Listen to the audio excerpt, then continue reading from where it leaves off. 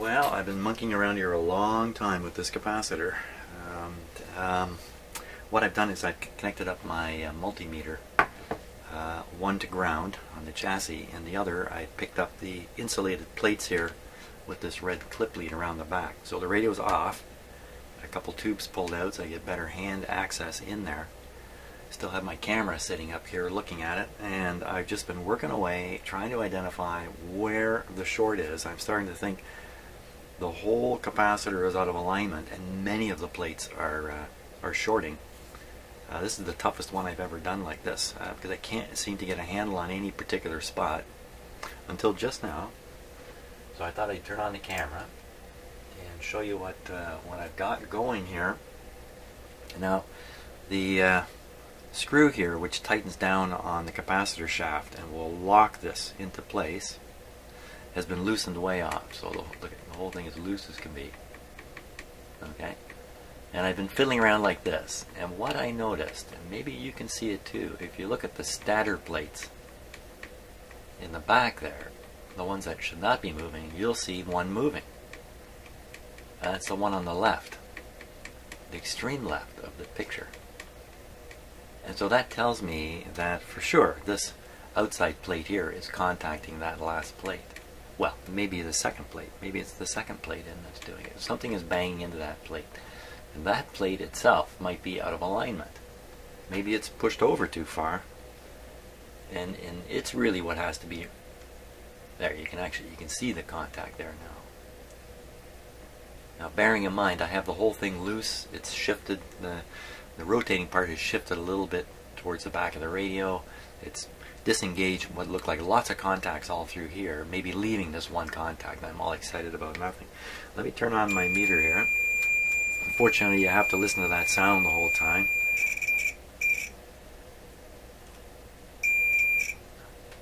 Yeah, I'm pretty sure what we're hearing is coming from that contact at the back there. Let me turn off the meter because I burned out the part of my ears that hears that particular tone. I don't want to hear it anymore. I've heard too much of it already. Why couldn't they make a meter that plays a nice little tune like your telephone does? So I'll go in and get this plate. Goodbye clip lead there. Just pull it out. Ooh, that's way up. That's ridiculous. I don't really care if it's out too far from a tuning point of view, because the first step is to eliminate these shorts. Now, there's still another plate back there, isn't there? Even further back. Oh, that's the guy. Okay, so I'll go get him.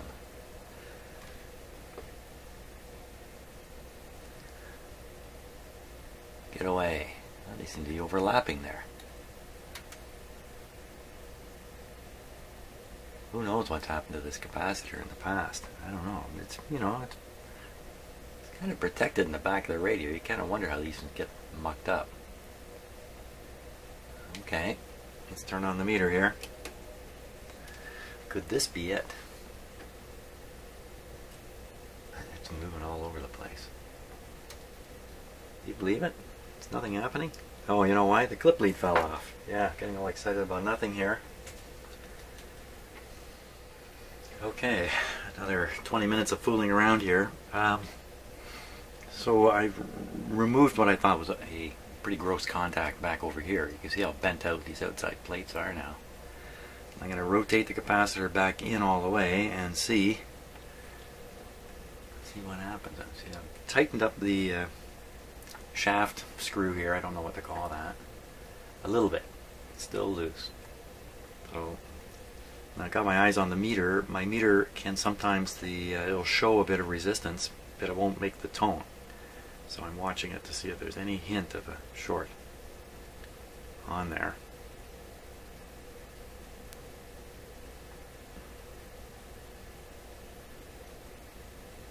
Nothing so far. I think right back in here though, I think it's going to make a short. Let's see. Oh my gosh. Even with that movement, it makes me think my short detector is not working here. Let's give it a short. Oh, it's definitely working. Now, you can see how much play there is, and I can't leave it like this.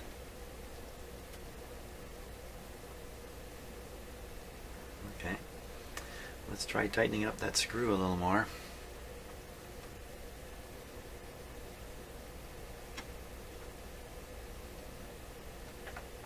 I don't think there's much play left. Is that what it boiled down to? That one little plate in the back?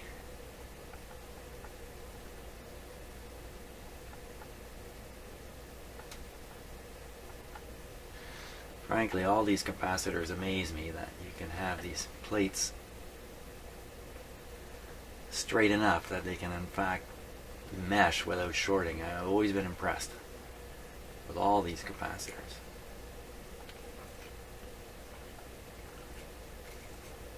Wow, I'm impressed now. Now that looks really close just up here in the front, right up in here. So I can pull that one apart a little bit further, but I don't hear any shorts anymore, and there's nothing showing up on the meter. So, by Jove, I think I've got it. Let me just pull that one plate away. Ooh, that's going to be a little tough to move that. That's... Oh, I can still see a little bit of movement in the capacitor there. Let me tighten it up just a wee bit more.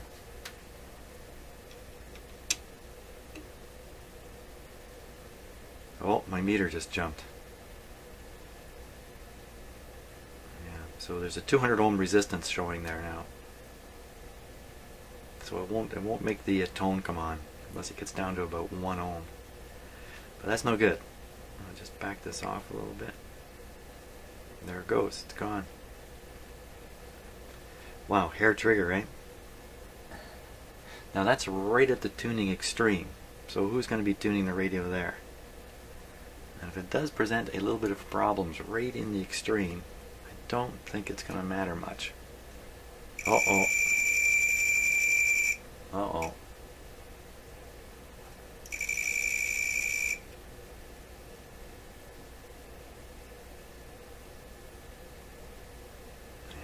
Seeing resistance on my meter. 100 ohms, 200 ohms, stuff like that. All the way along here.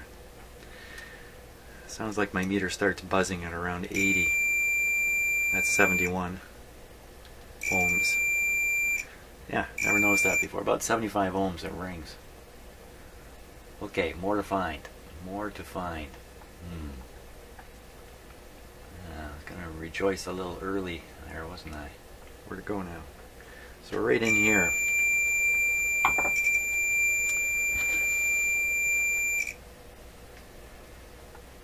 Okay.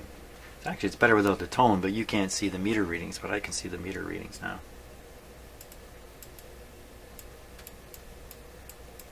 They're jumping all over the place.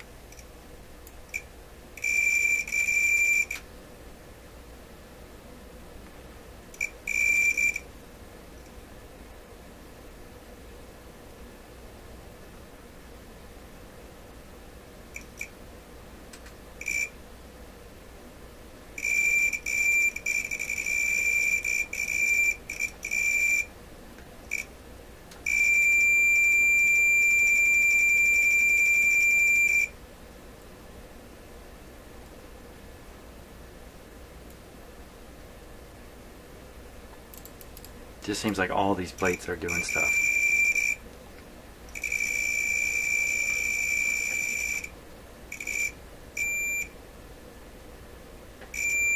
See, just looking out there, they all seem to be out of alignment and in contact. Even there, still getting a resistance showing up even here. That would drive the radio nuts. I think a short circuit would probably silence the radio, and partial short circuit, I'm not sure what it'll do. That's what's reading here all the way along here. So if we're playing the radio, you'd hear a scraping sound as I turn this, I'm sure of it. The whole thing.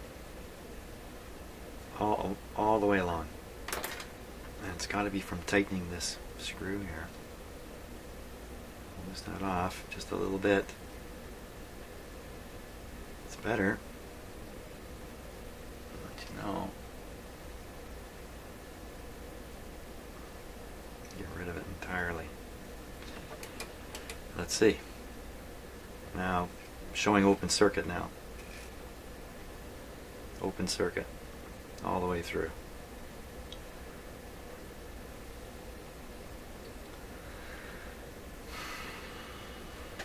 Wow. So how does a big capacitor like this get out of alignment right across? I don't know, something loose up at the front here, up here. Some kind of like a nut or something that's in combination with the piece at the back. Never adjusted these kinds of things like this. I've never tried to adjust the entire rotor by turning this. Don't know if I've ever turned one of these. I probably have, but too long ago to remember. I don't know if I can really get in there and really get a look at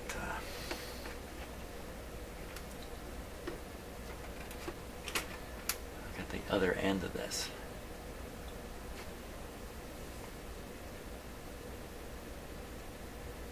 Well, I don't see any kind of a adjusting screw or anything. Let me try to move the rotor a bit here. Oh, look at that. Okay, so the rotor has nothing to do with the shaft. It's what's the word? Isolated by the gearing. There's another plate there that's badly bent on this end. It's bent out though. Okay, let's see what's going on at this end here. I'll tune the radio.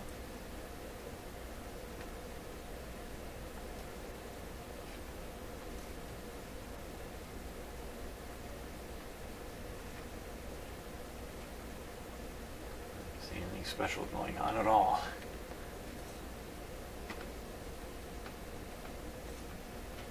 You can see very clearly now how the rotor is isolated by the gearing.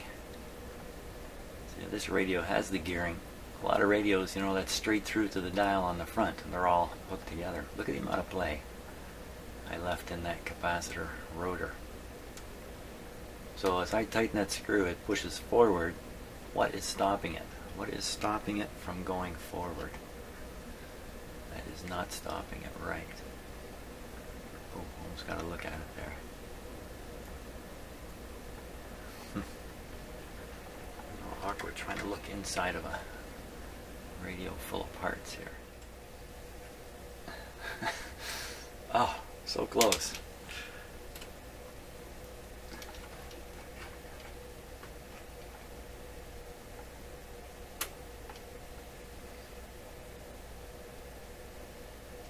There it is.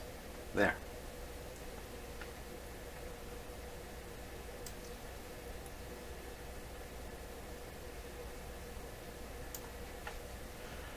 Okay.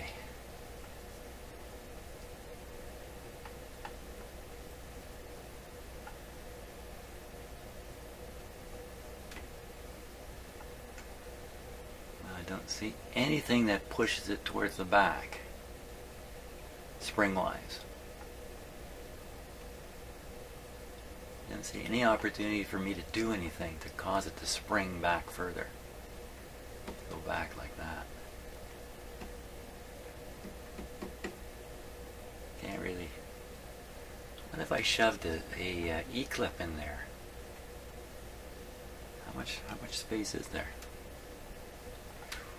Wow. Well, see, it's a fairly big E-clip to go in there. Interesting idea. And that would push it push it a long ways. That might be too far. Be too far in the end.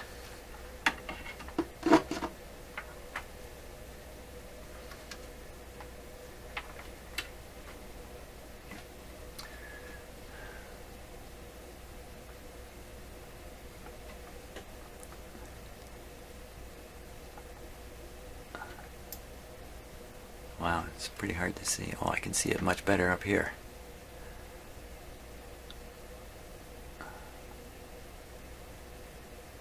Now the whole frame of the capacitor. Could I bend that frame? Yikes. I don't think so. If I get in there and squeeze the frame, I push the rotor towards the back of the radio. That sounds like a suicidal move. How would you ever do that? I don't know. Pretty big. I don't know how you'd ever do that. You need a big heavy tool. How are you going to get into this thing and do that? Or am I missing something else? Is there some other adjustment here I'm missing? No, I can't see it. Just a hole in the frame with that shaft poking through it.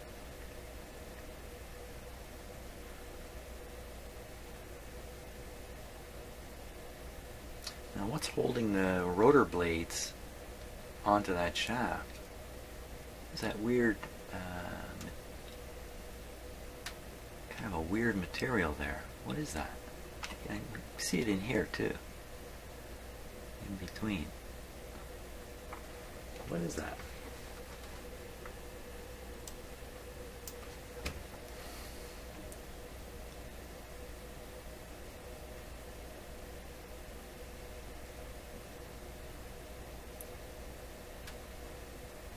That looks almost like a, I don't know what to make of that. Knurled surface there. What's the idea of that? Look at how the rotors are kind of sleeved over that weird thing. That knurled surface.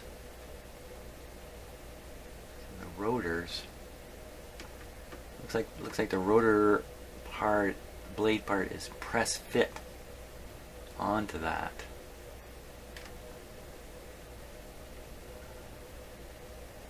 There you can see the sliding ground contact.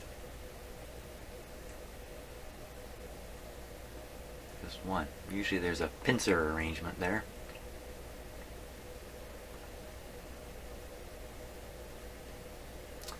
My gosh, if I loosened this off enough, like this whole rotor would come right out. If I can loosen, if I were to loosen this screw off to the point where there was no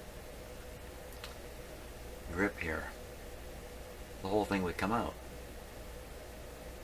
I don't think that's going to help. Can I slide these blades relative to that center shaft? Oh, I can't imagine it. I can't imagine you could. Slide this whole thing, this whole sleeve part, a micro step. Pretty easy to get a tool in there. Well, it looks easy, actually it's not easy.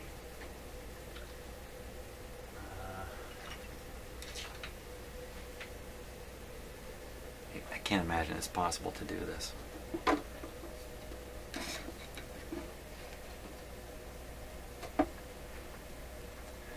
So watch very, very carefully if I'm going to try this. Okay. So if this slides, I'll be stunned. Okay, here, I think I'm ready. Hold on, everything's moving here. Okay, apply pressure. That's a lot of pressure. Well, I'm sure it's not going to move. It's as rock solid as can be.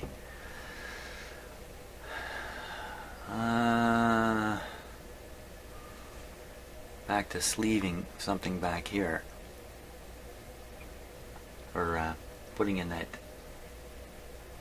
clamp. Where'd the spot go for it? Right in there.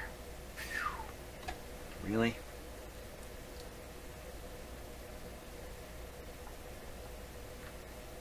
Wow, there's a lot of play in this thing. Well, why don't we give it a go? Let's see if I can fit a an E-clamp down in there. How big is that gap? Let me get a tool in there to compare it here.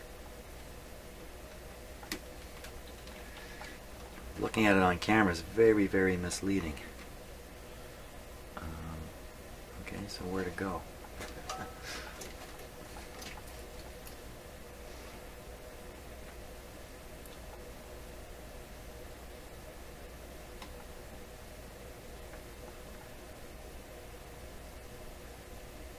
Okay, so for comparison, oh my gosh.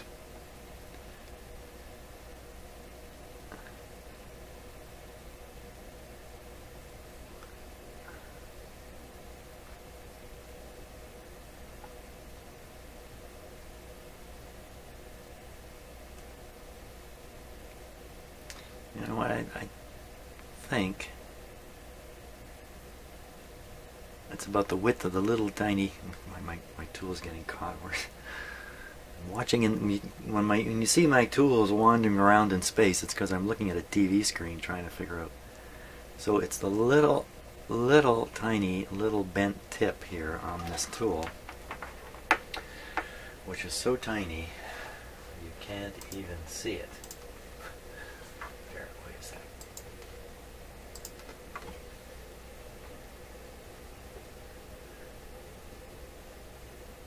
So it's not the big bend you see at the end. There's another little teeny tiny bend right at the very tip here. Wow, okay. Well, all I can do is give it a try. So let's let me do that. See if I can get a good sized E-clip here for this. So some time ago, a very kind viewer sent me a whole selection of E-clips. Big ones too, and some smaller ones. So I picked the smallest one I can find easily, and we're just gonna kind of hold it in there and see if it's in any way the right size, which I highly doubt. And this is probably going to look gigantic when I get it in the area there. Why, it does look gigantic, doesn't it? So that's huge. Okay, and the smaller ones, they get smaller. The smaller they get, the more difficult they are to handle. Holy smokes. Okay, let me grab another one here. This is a teeny tiny one, relatively speaking. Probably drop it in the radio and lose it. How's that look? Well, yeah, that's a little more like it. How am I going to get it in there? Oh no, it's still way too big when you look at it that way. Huh. They get even smaller. Oh my gosh, these are... I say, looking in the cameras, it's misleading to me too. I have it on a big screen here in my shop, and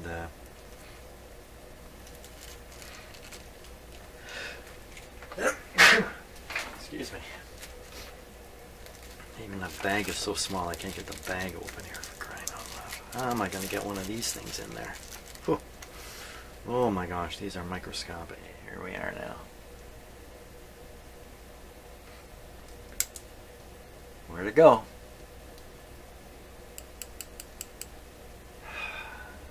Okay, one down. See if I can ever find that. There's number 2. Holy smokes. Well, that looks close to the right size, doesn't it? Look at how tiny it is. That's my little tiny pliers that are holding onto it. How am I going to get that in there? Wow. I have to tip the radio on its side so this thing is laying flat. Okay, I got a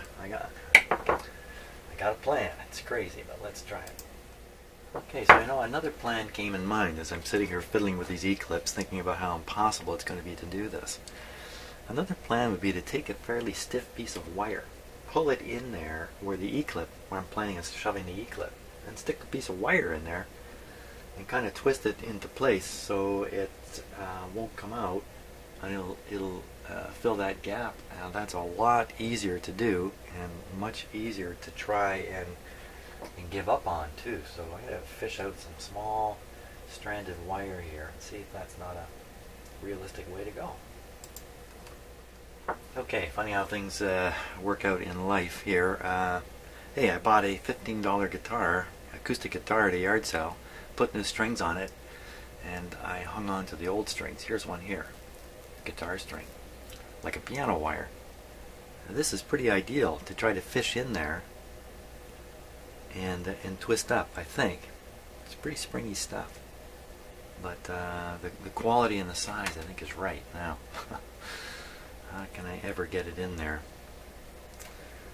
Wow, I don't know. That's a good question. And then I've got to do something to keep it in there. I think I have an idea in mind for that. First of all, I got to get it just kind of roughly into place here.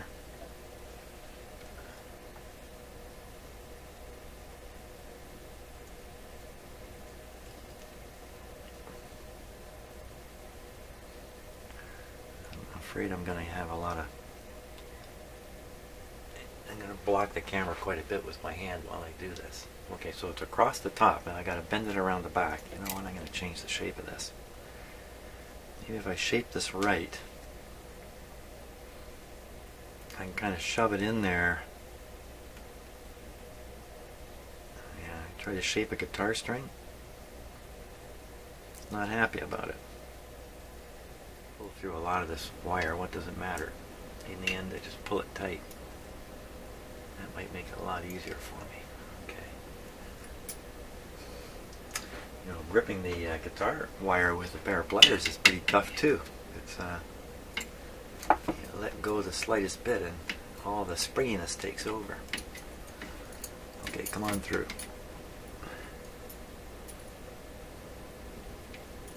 There it is.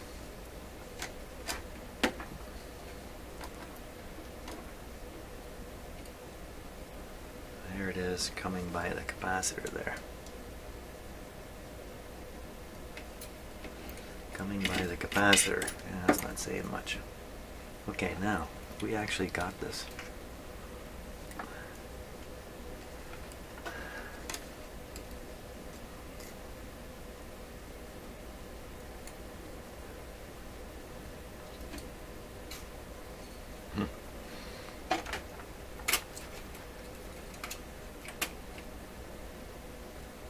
Got it in the right spot. Now what do I do with it? my plan was to twist it up. How am I going to get in there and twist it up? The radio has to come out of the cabinet. I can't do this like this.